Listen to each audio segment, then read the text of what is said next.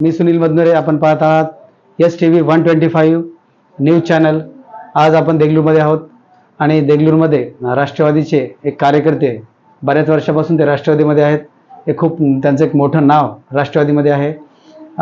त्यांच्याशी आपण आज बातचीत करणार आहोत आणि त्यांचा प्रवास आजपर्यंतचा राष्ट्रवादीमध्ये कसा झाला आहे, आता काय चालू आहे राष्ट्रवादीमध्ये देगलूरच्या, या संदर्भात आपण त्यांच्याशी चर्चा करणार आहोत.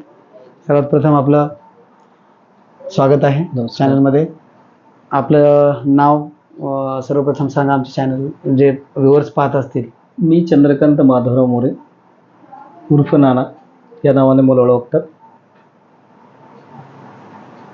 आपण किती वर्षापासून राष्ट्रवादीमध्ये?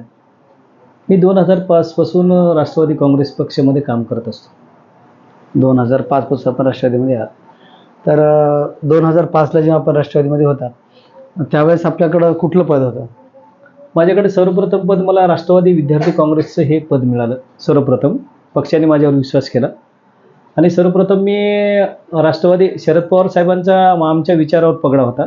कुटुंबामध्ये त्यांच्याविषयी शरद पवारांविषयी बोलल्या जायचं. शरद पवार एक सर्वोत्कृष्ट नेते आहेत आणि सार्वभौम विचार करणारा नेता आहे आणि त्या विचाराचा पगडा माझ्यावर सतत होत गेला आणि त्या विचाराच्या अनुषंगाने मी राष्ट्रवादीकडे वळलो आणि त्यानंतर राष्ट्रवादी काँग्रेस पक्षामध्ये सर्वप्रथम मी डॉक्टर सुनीलजी कदम साहेबांकडून काम करायला त्यांचा मी मुळात त्यांचा कार्यकर्ता आणि माझा भाचा सुद्धा सुरेश पाटील त्यांच्याकडे काम करायचा आणि आम्ही त्यांच्याकडे काम करायचो. त्यानंतर माझं असं ठरलं की आता मला गावाकडे जाऊन काम करायचं आहे, म्हणजेच देगलूरला येऊन काम करायचं आहे. त्यांनी मग नंतर आमचे राष्ट्रवादी काँग्रेस पार्टीचे जिल्हा अध्यक्ष वसंत सुगावे पाटील झाले होते. झाल्याच्या नंतर त्यांनी आमच्या सुरेश पाटलांना विचारलं की मला देगलूरला एक पदाधिकारी पाहिजे, तालुका अध्यक्ष. तर त्या माध्यमातून त्यांनी सांगितलं की आमचे मामा आहेत ते करू शकतात. तर त्यांनी सांगितले बाबा जर करत असतील तर मी देगलूरच्या स्थानिकच्या नेत्यांशी विचारतो आणि मग तो जर छान वाटले काम करण्यासाठी तर मग त्यांना पद द्यायला काही हरकत नाही. अच्छा, म्हणजे तिथून आपली सुरुवात झाली. त्यावेळेची राष्ट्रवादी आणि आजची राष्ट्रवादी यामध्ये आपल्याला काय फरक वाटतो? त्यावेळेस सत्ता होती आणि सत्ता असताना सगळे कामं हे भरपूर होत असतात आणि त्या काळामध्ये पवार साहेबांचा एक जलजला होता आणि त्यातल्या त्यात अनेक राष्ट्रवादी काँग्रेस पक्षामध्ये खूप मोठे नेते होते. आर पाटलासारखे नेते होते, कर्तृत्ववान नेते होते, खूप ॲक्टिव्ह काम चालू होतं आणि त्याच्यामुळं कसं आहे आणि एकतर सत्ता असल्यामुळे सगळी कामं व्हायची आणि टोटल ॲक्टिव्ह होते. मधल्या काळामध्ये जेव्हा सत्ता गेली तेव्हापासून थोडंसं, पण पवार साहेब आम्हाला काही कधी कमी करत नाहीत. कारण आम्हाला सातत्याने जरी आमची सत्ता नसली तरी पवार साहेब वेळोवेळी किंवा राष्ट्रवादी काँग्रेस पक्षाचे प्रत्येक नेते असतील, कार्यकर्ते असतील, आमचं संघटन फार मजबूत आहे महाराष्ट्रामध्ये. आमच्या लहानातल्या लहान कार्यकर्त्यांचा सुद्धा आवाज ऐकला जातो. नेत्यांना जरी आम्ही सहज कॉल केला तरी आम्हाला ते प्रतिसाद देतात. त्याचे एक उत्तम उदाहरण सांगतो मी तुम्हाला. कोरोना काळामध्ये जग भयभीत झालं होतं आणि कोरोना काळामध्ये जग स्तब्ध झालं होतं. त्या काळामध्ये सुद्धा रोहित पवार साहेबांनी आम्हाला प्रत्येक कार्यकर्त्यांना वैयक्तिक विचारपूस केली की तुमचं काय चाललंय आणि तुमच्या इथं कोरोनाची परिस्थिती काय. तर त्या काळात त्यांनी स्वतः विचारलं की आम्हाला तुमच्याकडे जर काही अडचणी असतील तर ते आम्हाला सांगा आणि आम्ही तोडू. तर आम्हाला ते काही सांगावं लागत नाही आता. मग त्या काळामध्ये रोहित पवार साहेबांचा कॉल आल्यावर मला स्फूर्ती मिळाली. त्यानंतर आपल्या देगलूर परिसरातील मग बिलोली असेल, नायगाव असेल, नांदेडमधले असेल, जे कोणी आपले कामगार पुण्या मुंबईमध्ये परिसरात हिंजवडीमध्ये काम करणारे आहेत त्या कामगारांना रोहित दादाशी बोलून आपण मदत दिलेली आहे. आणि त्यातल्या त्यात योगायोगाने मला हिंड मिळाल्यामुळं आपण रोहित दादाच नसून तर राजेश दादांनी मला सांगितलं की तुम्ही ज्यांना कोणाला मदत घेताय ते तुम्ही मदत घेऊ शकता. तर चेतन तुपे पाटलाकडून घेतलंय आपण, आळंदीच्या आमदार साहेबांकडून मदत घेतलेली आहे आणि सुनील शेळके साहेबांकडून आपण मदत घेतलेली आहे. म्हणजे मला हे सांगायचं की राष्ट्रवादी काम सतत करते, सत्ता असो किंवा नसतो. पवार साहेबांच्या विचारावर चालणारी लोक सातत्याने सतत काम करतात. सत्तेचा त्यांना काही फरक पडत नाही. मान्य शरद पवार साहेब नुसतेच महाराष्ट्राचे किंवा देशाचे नेते नसून जगभर त्यांची कीर्ती आहे, जगभर त्यांना ओळख आहे. असा नेता महाराष्ट्रात तर दुसरा होणे शक्य नाही. आणि आपण सतत पवारसाहेबांसोबत काम करत आहात. मागच्या 2005 पासून ते आज 2023 पर्यंत, 23-24 पासून आपण काम करत आहे. तर जे 2 गट पडलेत, तर ह्याच्याविषयी आपल्याला काय वाटतं की आता जे 2 गट पडलेले आहेत राष्ट्रवादीमध्ये, तर आपण कसं पाहताय याच्याकडे? ही घटना म्हणजे सध्या तरी विचार करण्यासारखी काही नाही, कारण दोन्ही बाजूने सकारात्मक बोलल्या जात आहे, दोन्ही बाजूनी नकारात्मक काही बोलल्या जात नाही. आणि ह्याला पवार साहेबांचा जर विचार केला तर पवार साहेब कुठल्याही घटनेला वेळेची वाट बघतात, त्याला ऍक्सिडेंट समजत नाही. आणि एखादा जर चुकत असेल तर त्याला समजून घेऊन, मला तर असं वाटते काही दिवसाच्या नंतर ह्या घटनेला पवार साहेब समजून घेऊन आणि काही दिवसाच्या नंतर ही घटना घटनाच वाटणार. आपल्याला काय वाटतं की आता देगलूरची जी परिस्थिती आहे, पुढचे जे इलेक्शन लागेल ते आपण सर्व महाविकास आघाडी एकत्र येऊन लढणार आहे का सेपरेट आपण लढणार आहोत तिकडे? देगलूरच्या राष्ट्रवादी काँग्रेसचा मुळात हा विचार आहे की ती स्वतंत्रच लढेल असं तरी मला वाटते. कारण ती अगोदर प्रवेश करतानाच राष्ट्रवादी काँग्रेस पार्टीच्या नेत्यांनी स्वर्गीय अशी कैलासवासी निलमवार साहेब यांच्यापासून जेव्हा त्यांचा गट आला जनता दल पक्षातून राष्ट्रवादी काँग्रेसमध्ये विलीन झाला, तेव्हाच त्यांनी ठरवलेलं आहे की आम्हाला स्वतंत्र अस्तित्व पाहिजे आणि राष्ट्रवादी काँग्रेसमध्ये, आणि आमचा मूळ प्रतिस्पर्धी हा काँग्रेस आहे.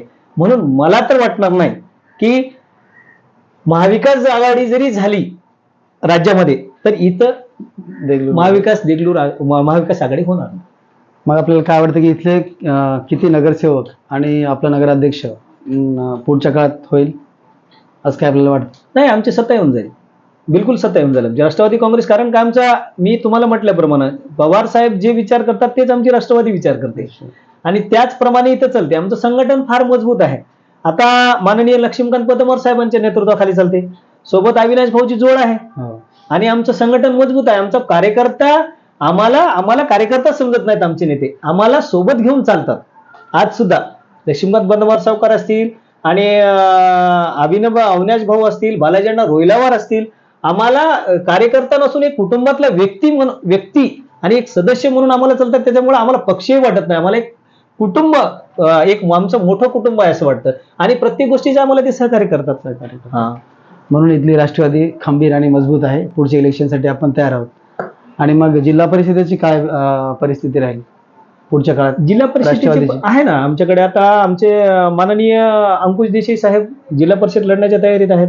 ते 2 ठिकाणाहून तयारी करत आहेत, करटखेड सर्कल असो किंवा भविष्यात खानापूर, जे त्यांना योग्य राहील, ओपनसाठी जे सुटेल आणि त्यांच्यासाठी जे योग्य राहील ते सुद्धा करणार आहेत ना. ते तयारी चालू केली आहे त्यांनी दोन्ही सर्कलमध्ये. आणि आमचे किमान नाही म्हटलं तर 3 जिल्हा परिषद सदस्य आम्ही लढू शकतो.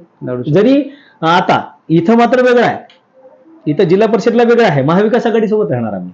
फक्त ते शहरापुरतं प्रतिस्पर्धी आमचा काँग्रेस आहे, मात्र जिल्हा परिषदला नाही. जिल्हा परिषदला आम्ही महाविकास आघाडी सोबत राहू आणि महाविकास आघाडीने माननीय नेत्यांनी आमच्या असतील, काँग्रेसच्या नेत्यांनी असेल किंवा आघाडीतील पक्षाचे कोणतेही नेते जरी असतील, आमच्या वाट्याला जे सीटा येतील त्या वाटा आम्ही नक्कीच लढवणार.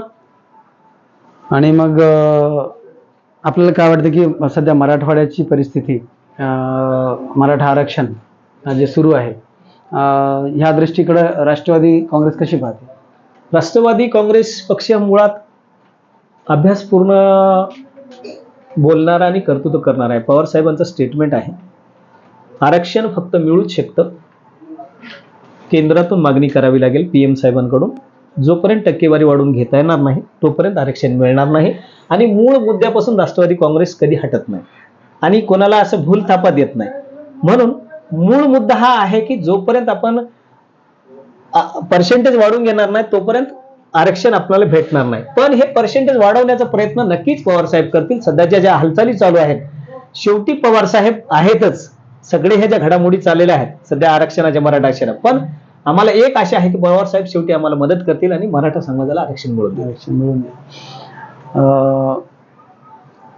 एक प्रश्न आहे असा की जो मराठवाडा आहे, तर मराठवाड्याचे खूप सारे प्रश्न प्रलंबित आहेत. तर आपल्याला काय वाटतं की आगामी काळात हे प्रश्न सर्व मार्गी लागतील? नक्कीच राष्ट्रवादी काँग्रेस पक्षात आला तर नक्कीच येईल आणि जास्तीत जास्त माझ्या मायबाप शेतकऱ्यांचं कल्याण करेल. मला नक्की नक्की आठवते. आणि जास्तीत जास्त मराठवाड्यामध्ये काय तर आपला मायबाप शेतकरी फार दुःखात आहे. कधी पाऊस पडतो, कधी होत नाही. मागच्या 2 वर्षात बरा झाला, पण या वर्षी तडी दिली. काही जिल्ह्यात पाऊस झाला, काही जिल्ह्यात पाऊस झाला नाही. म्हणून मायबाप शेतकऱ्यांचा जास्तीत जास्त राष्ट्रवादी काँग्रेस पक्ष आणि पवार साहेब नक्कीच विचार करतील. आणि सुप्रियाताई सुळे सुद्धा आहेत सोबतीला आमच्या. त्यातल्या त्यात 9 तरुण आमचे रोहित पवार साहेब दौरा काढणार आहेत. ते तरुणाचे प्रश्न उचलत आहेत.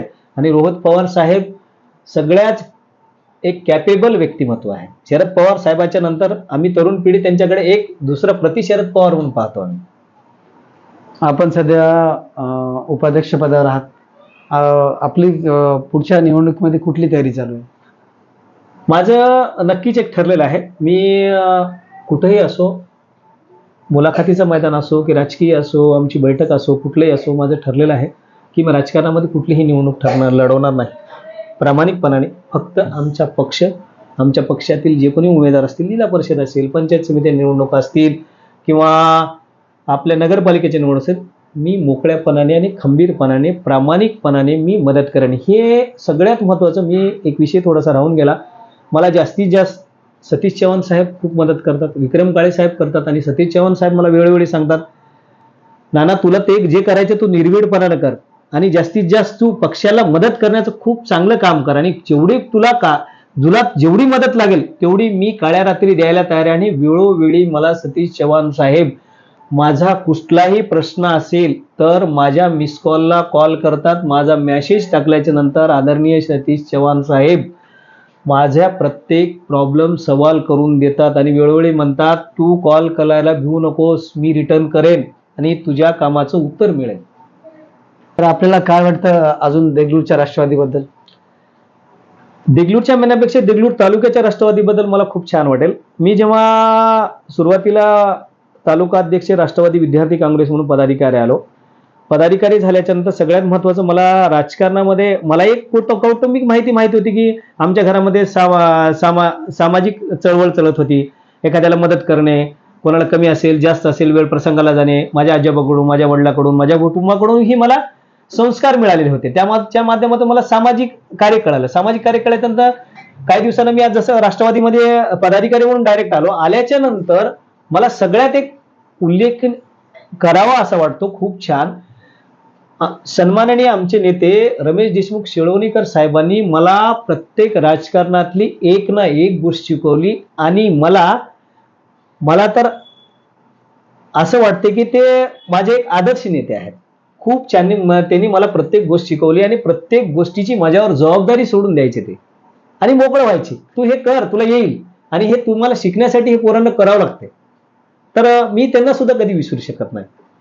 रमेशराव देशमुख साहेब हे मला खूप एक माझ्या राजकारणातलं एक केंद्रबिंदू सुद्धा वाटतं. खूप मोठं व्यक्तिमत्व आहे आपल्या देगलूर तालुक्यातलं रमेशजी देशमुख शिळवणकर साहेब. तर हे होते चंद्रकांत मोरे उर्फ नाना यांनी आज आपल्या चॅनलला भेट दिली, वेळ दिला, याबद्दल त्यांचे खूप खूप आभार. जाता एक सांगतो आपल्याला, झाडे जरूर लावा, पाणी जरूर वाचवा, टॅक्स जरूर भरा, आमच्या चॅनल लाईक करा, शेअर करा, सबस्क्राईब करा. धन्यवाद.